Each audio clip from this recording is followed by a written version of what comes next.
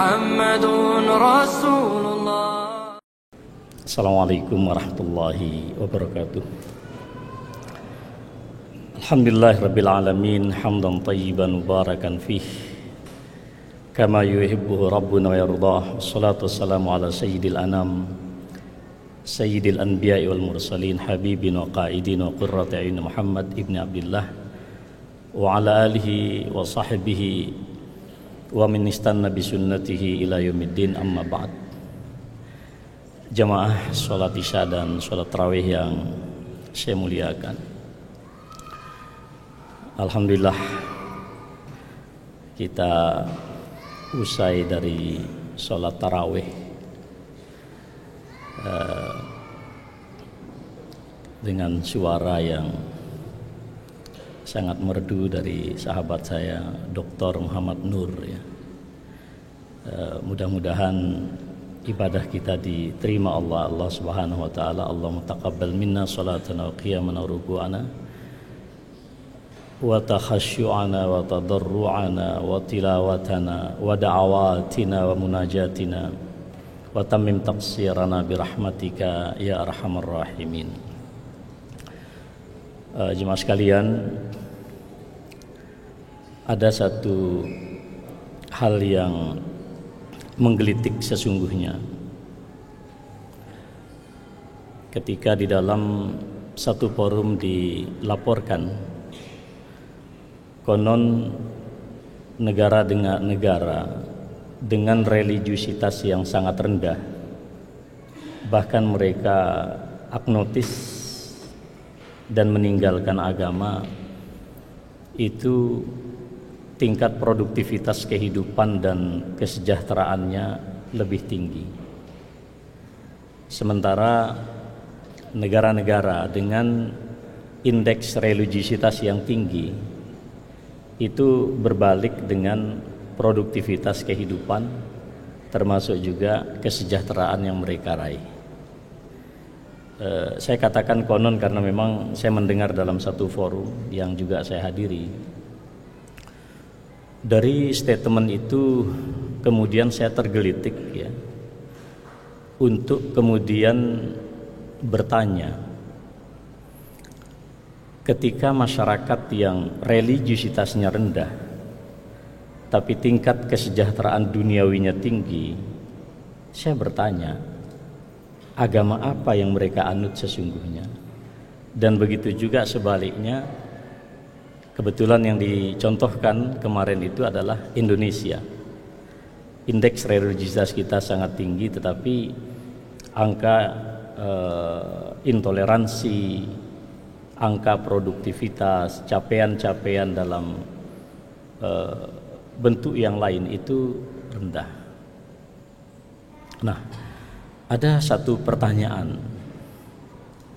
apakah memang seperti itu dan bagaimana Islam memandangnya? Karena mula-mula saya memberikan satu kritik,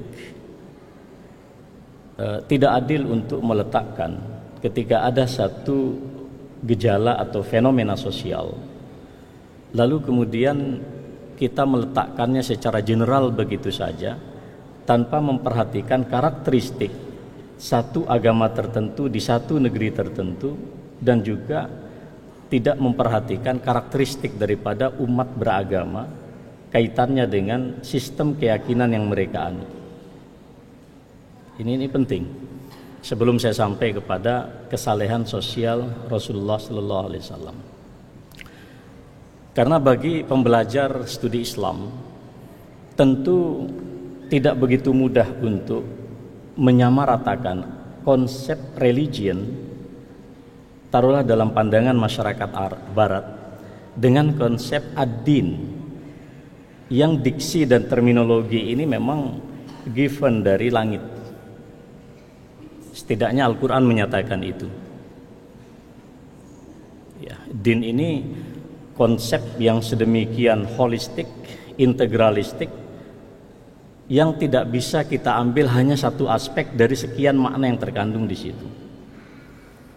Untuk mempersingkat, saya tidak perlu menyampaikan beberapa teks Arab, apalagi dalilnya ya. Tapi kalau saudara membuka kamus ya, lalu mengklik kata din, maka akan muncul banyak sekali derivasi makna. Karena dari makna inilah nanti yang membangun satu konsep yang membedakannya dengan konsep-konsep agama atau religion yang lain. Nah, di dalam tradisi pemikiran para ulama kita, kata din ini tidak kurang memiliki 9 derivasi makna. Dari Islam itu sendiri, maka Profesor Dr. Ahmad Syakir mengatakan kalau orang menyebut din, maka otomatis maknanya itu Islam. Din juga bermakna fitrah. Din juga bermakna suatu tradisi. Din juga bermakna peradilan dan tata politik. Din juga bermakna peradaban, tamadun. Din juga bermakna Madinah, di mana satu agama itu diterapkan dengan baik. Contohnya Al-Madinah An-Nabawiyah pada masa Rasulullah SAW hidup. Din itu juga bermakna dain, hutang kita secara moral kepada Allah Subhanahu wa ta'ala. Nah, dari derivasi makna yang tidak kurang dari 9, kita mendapatkan gambaran konsep yang luar biasa. Bukan semata-mata, din juga bermakna al-jaza, karena dia eskatologis, ukhrawi. Dan kalau jamaah membaca apa yang dijelaskan oleh para filosof di barat, boleh kita katakan aspek eskatologis itu menjadi sesuatu yang naif, tidak ada. Jadi ketika masyarakat sekular meninggalkan religion yang mereka punya, lalu menggantinya dengan humanisme sekular, lalu mendapatkan capaian-capaian tertentu, sesungguhnya mereka dikatakan religius justru karena meninggalkan religion. Nah, sekarang persoalannya adalah apakah umat Islam juga untuk dikatakan mendapatkan capaian-capaian duniawi juga kita minta untuk menanggalkan aspek keagamaan mereka? Ini pertanyaan sangat fundamental sesungguhnya. Karena itu, saudara sekalian, saya membuka ada 4 definisi agama ya. Ad-din, bukan religion. Kalau kita mengacu ya, ini teks Arab semua yang saya nukil dalam PowerPoint ini, maka yang dimaksud dengan ad-din, apa-apa yang diturunkan oleh Allah. Tadi Ustadz Nur banyak sekali mengingatkan kita, Allah mengulangi, fahal min muddakir, walaqad yassarnal Qur'an fahal min muddakir. Quran itu begitu mudah. Kalau ada yang mengatakan Islam itu sulit, pasti itu bukan Islam. Karena Allah sendiri mengatakan itu. Ma ja'ala 'alaikum fid dini min haraj. Tidak ada maksud Tuhan Allah menjadikan satu kesulitan di dalam kita beragama. Maka para ulama kita memberikan definisi ad-dinul islami, apa-apa yang diturunkan oleh Allah di dalam Al-Quran dan juga dijelaskan oleh Rasulullah SAW dari aspek-aspek yang bersifat perintah dan larangan, termasuk segala bentuk petunjuk. Apakah petunjuk itu bersifat duniawiyah atau petunjuk itu bersifat ukhrawiyah? Definisi ini yang tidak ada di dalam pandangan para ilmuwan sekular.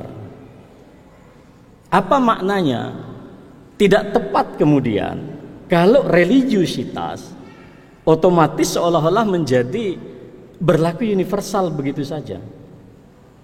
Nah, ini kita agak khawatir saudara sekalian, karena juga data menyatakan hari-hari ini anak muda kita, kaum milenialis itu lebih senang menjadi agnostis, tidak suka beragama, tapi suka menampilkan aspek-aspek humanitas. Nanti bagaimana Rasulullah menteladankan kepada kita. Ini satu di antaranya. Nah, dari definisi ad-din itu tadi, ad-din ya. Lalu kemudian para ulama kita menyebutnya tadayyun, yang kalau kita kemudian Indonesiakan, dia barangkali, saya tidak mengatakan persis sama, tapi keberagamaan. Jadi tadayyun, kediniahan kita. Itu yang dimaksud dengan at-tadayyun. Dari aspek tadayun ini kemudian saya mencoba membandingkan ada 4 definisi yang disampaikan oleh para ulama kita. Yang paling sederhana adalah tahammuluddin wa ittikhadhuhu syir'atan wa minhaja. Bagaimana yang disebut dengan tadayun itu adalah bagaimana agama ini kita bawa di dalam hidup kita, kemudian menjadikan agama ini sebagai pedoman kita di dalam menunaikan aspek-aspek ritualistik, tapi juga menjadi the way of life kita. Itulah keberagamaan, itulah tadayyun. Kemudian juga dikatakan al-kasbul insani, dia adalah perolehan yang bersifat manusiawi, ya. Seperti apa komitmen kita terhadap ajaran-ajaran Islam secara holistik, secara menyeluruh.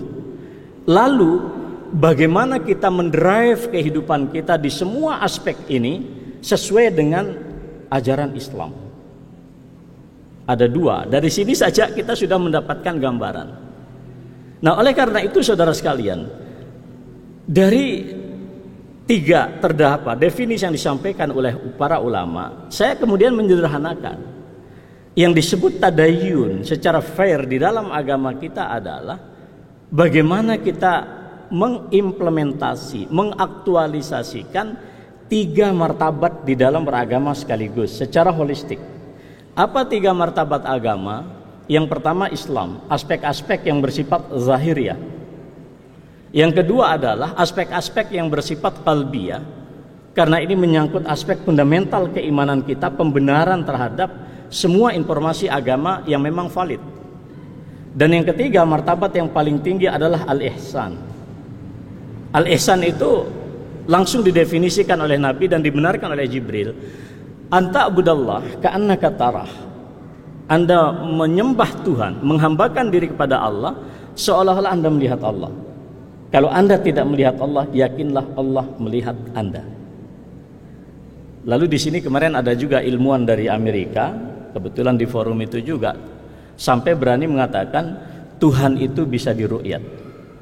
Saya berpikir kalau hilal saja satu negeri ini berdebat, saya ingin bertanya, Tuhan itu bisa dilihat di derajat berapa di atas ufuk?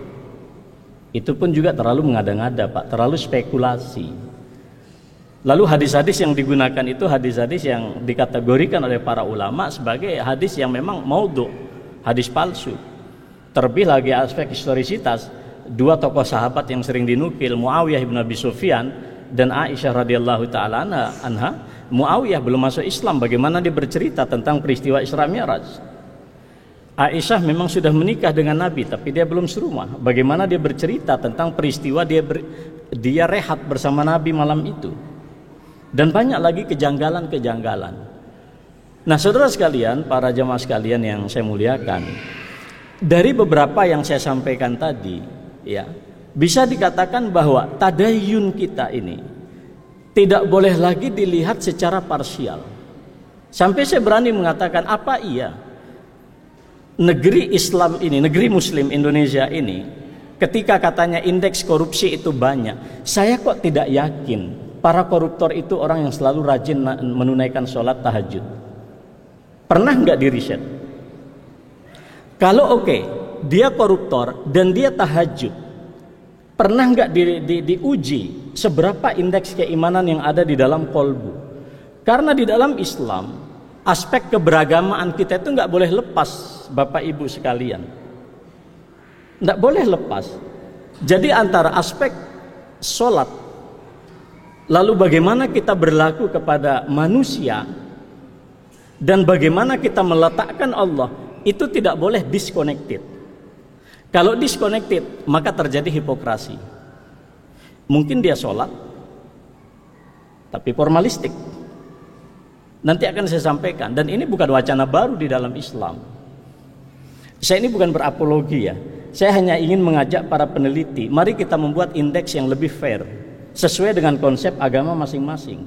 Jangan sampai kemudian ketika orang Eropa rame-rame meninggalkan agamanya, lalu mencapai kemajuan, lalu kita mengambil satu kesimpulan bahwa meninggalkan agama itu adalah syarat daripada kemajuan. Lah kalau ini yang terjadi bisa kacau balau. Sementara konsepsi din dengan konsepsi religion sama sekali tidak bisa disama-samakan kayak begitu. Nah ini kan nalar yang kritis, Pak. Jadi saudara sekalian yang saya muliakan, iya, ini persis dengan definisi iman. Kalau Anda membuka, ya salah satu yang saya buka ini kitabnya Imam Ibnu Taimiyah, tapi dia menulis ya dari seorang ulama, dia menukil Sahal bin Abdullah At-Tusturi. Beliau hidup di tahun 200 Hijriah sampai 283 Hijriah meninggal dunia. Ketika beliau ditanya, "Mahwal iman?" Maka beliau menyatakan iman itu adalah manifestasi integral antara aspek perkataan, perbuatan, niat, dan sunnah. Sunnah ini aspek normatif wahyu. Kata beliau, kalau hanya perkataan tanpa diaktualisasikan dalam bentuk nyata, itu kekufuran. Jadi kalau Anda hanya mengatakan, saya beriman, tapi Anda tidak committed dengan semua ajaran, hanya ucapan omdo, maka itu justru kekufuran, walaupun KTP Anda Islam. Ini yang disebut dengan al-kufrul asghar, kekufuran yang bersifat praktis, bukan kekufuran yang bersifat teologis. Teologis Anda tidak kufur. Sama dengan ayat Allah, la in syakartum la azidannakum wa la in kafartum, jika kalian kafir, itu bukan kafir teologis, tapi kafir secara praksis. Jadi dimensi ini juga perlu diuraikan. Lanjut beliau, wa idza kana qaulan wa amalan, bila niat, jika dia memenuhi aspek perkataan dan perbuatan tanpa orientasi yang jelas kepada Allah, fahuwa nifaq, itu adalah kemunafikan. Mungkin baik dia secara sosiologis, baik dia secara manifestasi politik, tapi Tuhan absen di dalam paradigma kehidupan dia. Itu hipokrasi, kemunafikan. Jika dia perkataan dan perbuatan, tapi tanpa dasar yang jelas secara normatif di dalam wahyu, maka itulah perbuatan mengada-ngada. Ini kalau saya sebut bid'ah nanti kaget. Itu ulama kita. Maka saya sampaikan di forum itu, kalau ingin mendefinisikan apa itu tadayun, kembali kepada tradisi Islam, karena Islam yang punya konsep. Jadi tidak fair. Jadi kalau mau kita serius monggo, karena faktanya di Indonesia juga partai yang sekular itu pelaku korupsinya itu lebih tinggi dari partai yang di-branding sebagai partai keagamaan. Cuman ini kan media massa aja sebetulnya. Cuman kita tidak setuju juga kalau hal-hal yang tidak fair ini digunakan untuk melakukan stigmatisasi.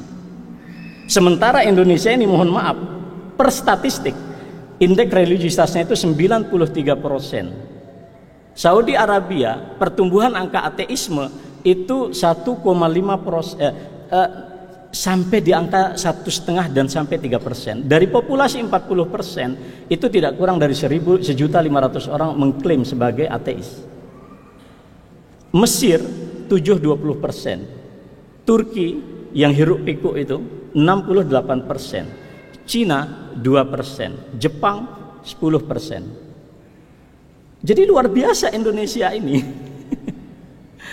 Saya konfirmasi data statistik ini kepada Profesor Buya Syafi'i Ma'arif. Dia bilang Anda benar. Karena angka orang Islamofobia di negeri ini mungkin kurang lebih lah di angka 7%, dia bilang. Ini saya kira cukup valid.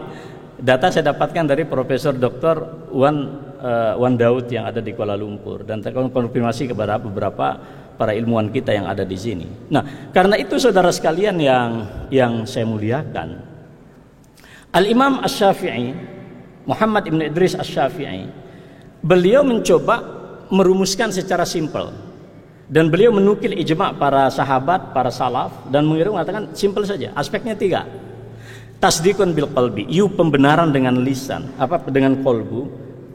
Iqrarun bil lisan, diikrarkan dengan lisan secara verbal, barulah kemudian amalun bil jawari. Ada 3 aspek yang tidak boleh lepas. Maka kalau menguji tadayun orang Islam, atau mohon maaf istilah teknis tadi religiusitas dipakai, maka ketiga ini harus diukur, Pak. Seperti apa indeks kolbu dia? Seperti apa indeks statement dia? Dibuka semua status akun media sosial dia. Karena itu adalah jejak digital yang paling autentik. Jangan-jangan sekarang ngomong A, besok ngomong B. Lusa tergantung musim. Berarti dia tidak konsisten. Dan seterusnya. Nah, di dalam Islam, pilihan kita mengapa harus integralistik dan totalitas? Karena memang perintahnya begitu. Ya ayyuhalladzina amanu dukhulu fis-silmi kafah. Tidak boleh parsial. Masuk Islam ya masuk Islam. Nah, di bagian yang lain Allah juga mengisyaratkan wa minan nasi may ya'budullaha ala harfin. Ada orang yang menyembah Tuhan itu secara permisif dan pragmatis. Apa definisi Quran di dalam pragmatisme beragama? Kalau Islam menguntungkan, Islam dipakai. Kalau Islam merugikan bagi dia, maka Islam ditinggalkan. Jadi kurang lebih besok 2024 banyak orang soleh menjelang pemilu. Itu penjelasannya Pak, secara teori. Orang-orang yang nggak pernah berkerudung akan berkerudung. Orang-orang nggak pernah sholat akan tampil di depan publik, bahkan bila perlu membawa kameramen. Inilah penjelasannya Pak. Mengapa itu terjadi? Mengapa? Karena ya'budullaha ala harfin. Menyembah Tuhan sesuai dengan kepentingan. Ini memang mengerikan. Mudah-mudahan ceramah seperti ini nggak apa-apa ya di UGM ya. Jadi saudara sekalian yang saya muliakan, ini saya serius Pak menyiapkan materinya ini. Sampai takmir ngira saya terlambat, tidak, iqomah saya sudah di masjid. Cuman begitu saya sholat tadi, saya matikan data. Mungkin dikira saya nyasar di mana gitu. Enggak. Jadi Dr. Agung Bramantio bilang, wah ini panitia risau. Enggak usah risau, ada Allah. Penjamah nggak datang juga biasa aja. Jadi saudara sekalian yang saya muliakan, jadi diksi kafah, integralitas, totalitas sangat penting agar kita tidak terjadi kekacauan di dalam memahami konsep. Karena kalau konsepnya salah Pak, mesti implementasinya kacau. Lalu kita kemudian latah saling merendahkan. Opo Indonesia mayoritasnya koruptor ya akeh. Mending kita tidak beragama, tapi indeks ekonomi, angka per kapita kita tinggi. Ini loh yang ingin saya berikan perspektif yang lain. Nah, jadi saya kira saya bertanggung jawablah dengan pertanyaan apa pernyataan ini. Nah saudara sekalian, saya ingin memberikan contoh. Kalau religiusitas itu diambil secara parsial, secara terpotong-potong juz'iyah, maka lihatlah apa yang terjadi di dalam religiusitas Khawarij. Ketika orang-orang Khawarij datang kepada Rasulullah, wahai Muhammad, berlaku adillah kau. Nabi Muhammad kan, seorang nabi loh, kalau aku tidak sanggup berlaku adil dalam pandangan sampean, lalu siapa yang bisa menegakkan keadilan? Lalu sahabat marah, wahai Rasulullah, izinkan saya akan saya tebas lehernya. Ini ekspresi marah Pak. Nabi katakan jangan, karena di belakang mereka terdapat komunitas yang jika kalian bandingkan sholat kalian dengan sholat mereka nggak ada apa-apanya. Puasa kalian dengan puasa mereka nggak ada apa-apanya. Jidat mereka hitam. Tapi kata Rasulullah, Quran yang mereka lantunkan jangankan masuk di kolbu, tenggorokan aja nggak tembus. Maka mentalitas Khawarij, lah kalau ini yang kita gunakan Pak, bahwa religiusitas itu hanya orang yang di masjid, lalu kita abaikan aspek dia korupsi di kantor, ya nggak benar dong, nggak boleh. Nanti akan disampaikan fakta-fakta di dalam kehidupan Nabi. Yang satu lagi sekarang Murji'ah. Murji'ah ini juga teologi awal Pak. Apa kata mereka? Iman itu yang penting yakin saja sama ucapan, amalan nggak perlu. Sehingga mereka membangun satu kaidah, ya, la tadurru, apa di sini bahasanya itu, la tadurru ma'al imani maksiatun. Iman kalau sudah diklaim di dalam hati dan diucapkan saja, maka maksiat apapun nggak ngaruh.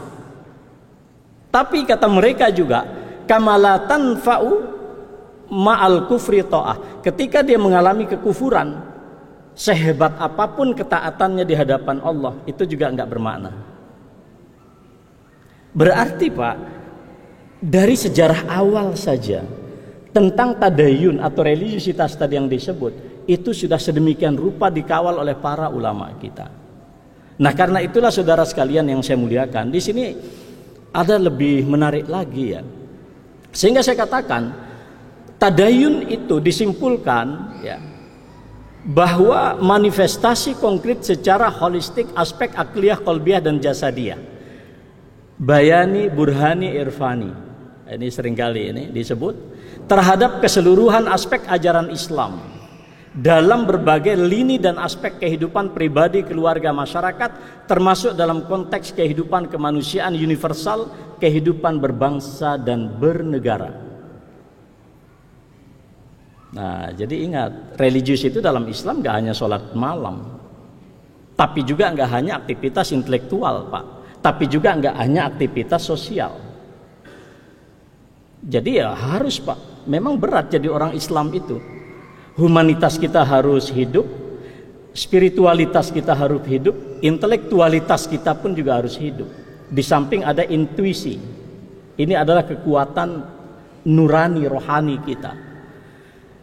Nah, memahami tadayun secara parsial, maka akan melahirkan juga manifestasi yang parsial. Kita akan kecewa. Ustadz kok korup ya? Tokoh agama kok seperti itu ya? Ini kan ucapan-ucapan yang sering, Pak. Apalagi kemudian diiringi dengan agitasi dan provokasi di sosial media, tambah nggak jelas. Nah, saudara sekalian yang saya muliakan, ya, jadi kalau kita berhenti pada aspek yang zahiriyah, maka itulah menurut para ulama disebut dengan at-tadayyun asy-syakli, religiusitas yang bersifat artifisial, ya kan? Coba Anda lihat, orang masuk di penjara, apa yang ditampilkan? Religiusitas, pakai peci, pakai baju koko, bila perlu pegang tasbih. Ada orang mukul seorang tokoh, kata pejabat kita larinya ke pesantren. Ini kan ya perlu kita ini loh, Pak, gitu loh, persoalan-persoalan kita jernihlah. Demi Allah saya sangat cinta Indonesia ini. Kemarin saya katakan kalau ada Jepang hari ini datang, saya rela nyawa saya di jalan Allah untuk menghadapi Jepang mempertahankan republik ini. Dan saya akan perintahkan kepada semua mubalik dari Sabang sampai Merauke untuk berperang di jalan Allah, mempertahankan merah putih. Kebetulan saya ketua majelis tablik di pimpinan pusat Muhammadiyah. Saya akan instruksikan mereka. Karena lari dari medan perang adalah kepengecutan di dalam agama dan haram bagi laki-laki. Jadi sampean gak usah meragukan saya punya nasionalisme. Insya Allah wahibbu Indonesia. Walaupun saya tidak perlu Indonesia Raya mau solu jamiatan rahimakumullah, itu nggak usah lah sampai segitu. Jadi Muhammad Al-Ghazali rahimahullah, apa kata beliau? Ini beliau masih hidup, seorang ulama di Mesir. Dia bilang Arab pada masa hari ini, kata beliau, teks Arab saya tulis, itu betul-betul di dalam fitnah yang sangat besar yang mereka tidak pernah alami pada masa jahiliyah, termasuk masa sejarah panjang Islam. Apa itu kata beliau? Karena mereka menampakkan keberagamaan tipu-tipu yang lebih membunuh daripada ateisme. Keras sekali, Pak. Jadi saya pernah haji, Pak. Bimbingan saya itu saya haji sama Ustadz Nur ini dulu. Tahu nggak Anda? Begitu keluar dari taksi, saya agak kecewa sama jemaah haji itu. Kenapa? Sopir taksinya dicium tangannya. Saya tanya, kenapa Anda cium tangannya? Syekh pakai baju jubah. Saya bilang iblis di Arab pakai baju jubah juga. Saya agak kecewa dengan jemaah. Saya Ustadz Nur mesti ingat cerita-cerita gini. Pak, kenapa Anda cium tangan supir taksi? Saya bilang, ini Ustadz pembimbing Anda nggak pernah Anda cium tangannya. Alasannya pakai baju jubah. Dia lupa kalau iblis di negeri Arab pakai baju jubah. Seperti juga iblis di Jogja pakai batik. Nah, gitu, sama aja, Pak. Jadi santai aja. Yang penting Anda jangan seperti itu. Nah, oleh karena itulah integralitas inilah kemudian yang dicontohkan oleh Nabi. Lihat coba puasa kita, Pak. Nah, ini terakhir. Nah, baru kita sebut kisah-kisah sederhana saja. Ya, apa kata Nabi? Man lam yada' qaulaz zur wal amala bihi falaysa lillahi hajatun fi an yada' ta'ama wa syaraba. Coba Anda lihat tadayun itu. Siapa yang tidak sanggup meninggalkan perkataan dan perbuatan dusta, Tuhan Allah tidak perlu sampean makan atau minum di tengah bulan puasa. Nggak butuh Allah itu. Artinya apa? Aspek yang bersifat vertikal ilahiyah itu menyatu dengan karakter kehidupan sosial kita. Dua wanita begitu dibanggakan di Madinah. Yuzkaru min khairi sholatiha wa sadaqatiha, dan semuanya lah. Seorang sosok yang begitu dibanggakan sholatnya, zakatnya, sodakohnya, viral di Madinah. Kata Nabi, dihadirkan di hadapan Rasulullah SAW dan diperintahkan untuk muntah, dan yang dikeluarkan itu adalah sesuatu yang sangat menjijikkan, daging busuk bercampur darah dan nanah. Apa kata Nabi? Sungguh kalian bisa menahan diri dari apa yang dihalalkan oleh Allah. Makan, minum, hubungan suami istri itu halal. Kalian sanggup menahan diri. Tapi kalian tidak sanggup menahan diri dari apa yang diharamkan oleh Allah, membicarakan keburukan orang lain. Anda lihat itu religiusitas.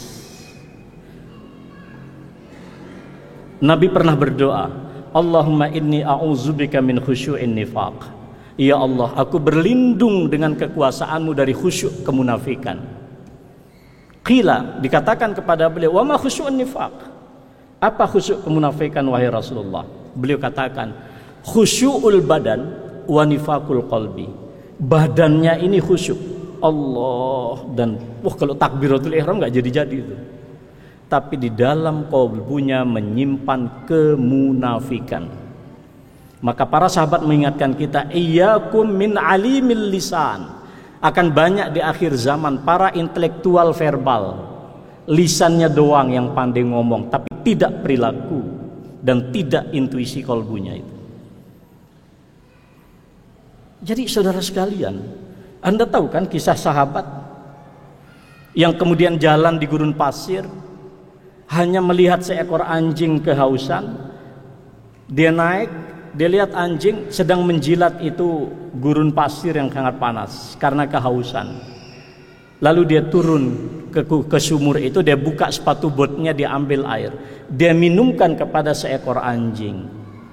Kata Nabi, Allah ampuni dosanya dan dimuliakan dengan surga. Hanya kepada seekor anjing. Bagaimana kalau Anda memberikan minum kepada masyarakat? Apalagi Maskam bagi-bagi minyak goreng, keren banget. Ini usul ini. Kan keren toh. Jangan hanya bagi nasi kotak buat mahasiswa, itu mah udah biasa aja. Enggak istimewa banget di hadapan malaikat, udah biasa gitu. Jadi setiap Ramadan itu malaikat pencatat pembagian nasi bungkus di UGM. Di kampus kami di UMY itu malah ribuan, Pak. Makmur mahasiswa itu tanpa uang. Nah, itu contoh, Pak. Dan banyak lagi yang lain ini. Kalau saya sebut satu-satu, saya saking seriusnya bawa satu buku walaupun tipis tapi banyak isinya. Ya, saya kira banyaklah ya hadis-hadis yang seperti itu. Etika Rasulullah itu menyatu betul dengan aspek kemanusiaan. Luar biasa. Bahkan kepada musuhnya. Anda tahu kan kisah yang sering Ramadan ini berkali tadi saya ulangi di UMS di Solo. Ya. Sumamah bin Usal. Ini seorang profil penguasa Banu Hanifah yang begitu kejam. Puluhan para sahabat dibunuh. Orang ini kejam. Sampai kemudian dia datang ingin berumrah tapi melintasi teritorial Madinah, ditangkap oleh mata-mata Nabi. Dibawa ke Madinah, tapi mereka tidak tahu siapa yang ditangkap. Nabi bertanya, "You tahu siapa yang kalian tangkap?" Tidak tahu. Hati-hati. Ini Sumamah bin Usal dan dia adalah pemimpin Banu Hanifah, pusat logistik Jazirah Arabia. Nabi perintahkan kepada istrinya, berikan perahan susu yang terbaik, berikan roti yang terbaik. Disuguhi tiap hari oleh Nabi. Didatangi oleh Nabi, "Kaifa asbahta ya Sumamah? Gimana keadaanmu pagi ini?" Dia mengatakan, "Saya baik wahai Muhammad. Kalau engkau membunuhku sangat masuk akal. Tapi kalau kau memaafkanku, aku berterima kasih dan di belakangku banyak rakyat dan masyarakatku." Hari pertama, kedua diperlakukan secara sangat baik oleh Nabi.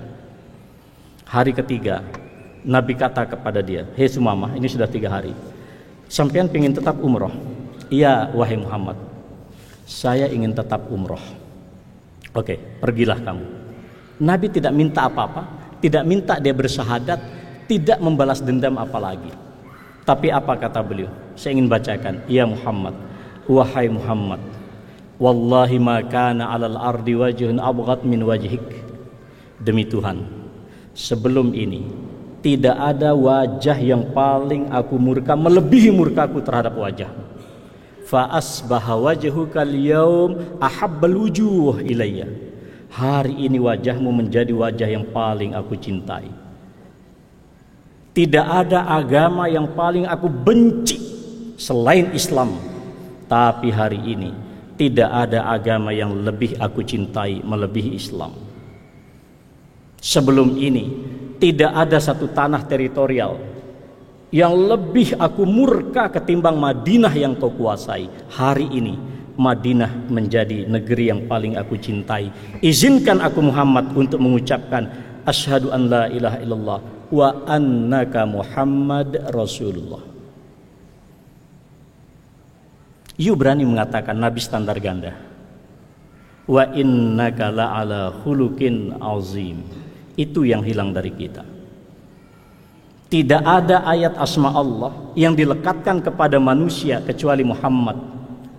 Laqad ja'akum rasulun min anfusikum azizun 'alaihi ma 'anittum harisun 'alaikum bil mu'minina rauf rahim. Rauf rahim adalah asma Allah. Tidak ada manusia yang mendapatkan predikat asma Allah kecuali baginda Nabi. Ketika datang seorang pezina, "Emang betul kamu berzina?" "Iya, aku berzina wahai Rasulullah." "Ini buktinya aku hamil." "Pergi, beri hak anak ini untuk disempurnakan kehamilan sampai melahirkan." 9 bulan datang. "Ini wahai Rasulullah bayiku." "Pergi, berikan haknya untuk menyusu 2 tahun." 2 tahun dia datang lagi. "Wahai Rasulullah, amanah Anda sudah aku tunaikan. Sudah selesai aku menyusui 2 tahun. Sucikan aku." Dia pingin untuk dirajam. Nabi tidak ada pilihan. Begitu dirajam, sebagian sahabat melecehkan. Kata Rasulullah, "Wahai orang-orang Madinah, kalau taubat perempuan ini dibagi kepada semua penduduk Madinah, cukup semuanya, bahkan lebih." Anda lihat religiusitas seorang Muhammad. Rasulullah Sallallahu Alaihi Wasallam ketika terdesak di Mekah, dia mengatakan, "Alaikumul hijrah ilal Habasyah fa inna fiha malikan la yuzlamu indahu ahad." Pergi Anda hijrah ke Ethiopia, di situ ada pemimpin yang tidak menzalimi siapapun yang datang kepada dia. Datanglah kepada dia. Siapa itu? Najasyi. Dia catatan statistiknya non muslim, Pak. Tapi Nabi punya intuisi yang sangat dalam. Ternyata kesalehan kenabian yang sangat tinggi tidak membuat beliau kemudian merendahkan makna orang yang berbeda keyakinan. Ketika Nabi menjadi pemimpin, presiden, Pak, beliau berpidato di hadapan rakyat. "Man zalama muahidan." Barang siapa menzalimi orang-orang yang terikat perjanjian dengan negeri Islam, au zalamahu, atau menzaliminya, au intaqasahu, atau merusak kehormatannya, au akhadha malan an ghairi tayyibi nafsin, atau mengambil hartanya tanpa kerelaan jiwa, ana hajijuhu yaumal qiyamah indallah. Aku menjadi musuhnya di hadapan Allah pada hari kiamat. Dia membela orang non muslim. Religiusitas kenabian. Ketika Rasulullah bersama para sahabat di Madinah, beberapa sahabat di sekitar beliau, lalu diusung seorang jenazah. Beliau berdiri menghormati itu jenazah. Qila lahu ya Rasulullah innahu janazatu Yahudiyin. Wahai Rasulullah, itu jenazahnya Yahudi. Jawaban Nabi singkat, alaysat nafsan. Dia kan juga manusia yang punya nyawa, berhak dihormati. Religiusitas seorang Nabi. Jadi saudara sekalian yang saya muliakan, kita juga bingung di Indonesia ini. Maka adik-adik ini, terutama anak mahasiswa, kalian kalau rajin ngaji tolong cek itunya. Jadi bikin checklist itu tadi, aspek yang saya sampaikan. Jangan rajin ngaji tapi semakin intoleran, rajin ngaji semakin tidak damai. Maka tadi saya sampaikan, saya berani mengatakan paradigma dakwah yang kita bangun sekarang adalah ad-da'watu birrahmati wal mahabbati. Dakwah dengan cinta dan kasih sayang. Kalau urusan dakwah dengan dalil udah selesai dengan Google, Pak. Tidak terlalu penting hari ini Anda menguasai dalil-dalil. Kenapa? Google lebih daripada Anda. Tapi satu yang tidak dimiliki oleh teknologi digital, ruh, cinta, dan kasih sayang. Jadi luar biasa, Pak. Mari, Pak, kita cintai. Saya di perumahan minta loh, Pak, tolong janda-janda Katolik di perumahan kami itu dicatat. Siapa yang perlu dibantu di antara mereka, kita bantu mereka. Urusan keimanan beda, bukan urusan kita. Urusan kita adalah memastikan aspek humanitas kita terbangun dan mereka sebagai tetangga minoritas kita merasakan Islam itu indah. Jadi jangan kira kalau saya ngomong tegas gini saya nggak care, enggak. Anda boleh tanya. Tetangga saya Katolik, ketika jenazah suaminya ada di situ, saya minta kepada santri untuk yang pertama kali bertakziah. Karena takziah kepada non-muslim boleh. Yang tidak boleh mendoakan. Gak usah request belum mendoakan. Dan beliau juga tidak minta saya mendoakan. Begitu siang ada pelepasan jenazah dengan misa pemberkatan jenazah, saya bilang kepada beliau, Ibu, nyuwun pangapunten. Siang saya pamit. Oh, kulo ngerti Pak Ustadz, kulo ngerti. Mereka nggak minta neko-neko, Pak. Mereka hanya membutuhkan empati kita pada saat musibah menerpa. Ya. Rasulullah lebih lama dari itu. Abu Thalib, kata siapa dia muslim? Tidak, Abu Thalib kafir. Tapi ada nggak riwayat bagaimana Rasulullah memperlakukan mereka? Apakah Abu Thalib diperlakukan dengan cara kasar? Tidak. Bahkan tahun kematian orang kafir ini dinyatakan sebagai amul huzn, tahun duka. Itu fakta sejarah. Berat memang. Nah, kalau kita ukur alat ukurnya itu setengah-setengah, Pak, maka jadi kacau balau. Akhirnya apa yang terjadi? Kita semakin tidak confident dengan Islam. Padahal orang-orang baik di hadapan saya ini kan bukan koruptor. Yang koruptor ini agak masjid, Pak. Karena di mana? Di penjara KPK. Ya, jadi saya kira itu sajalah ya. Jadi mohon maaf.